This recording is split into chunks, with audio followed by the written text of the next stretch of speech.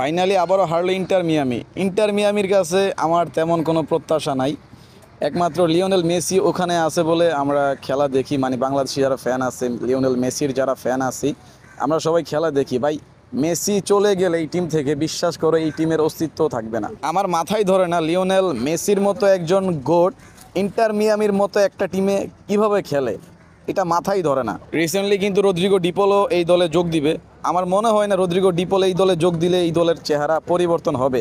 কারণ ভাই যেখানে ডিফেন্সই ঠিক নাই, টমাস অ্যাভিলেসের মতো একটা ডিফেন্ডার যদি এই টিমে থাকে তাহলে ওই টিম কখনই উপরে উঠতে পারবে না ভাই, বড় বড় দলের সাথে ফাইট করতে পারবে না। এই বান্দা ম্যাচের মধ্যে কি পরিমাণ ব্লান্ডার করবে আপনারা যারা ইন্টার মিয়ামির খেলা দেখছেন তারাই বলতে পারবেন। সত্যি কথা বলতে লিওনেল মেসির এই দলটা ছেড়ে দেওয়া উচিত।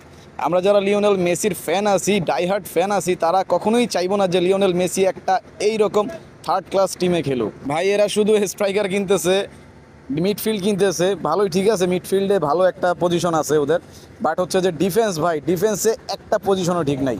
আপনার সেন্টার বা সিবিতে তো একেবারে না যাতা অবস্থা।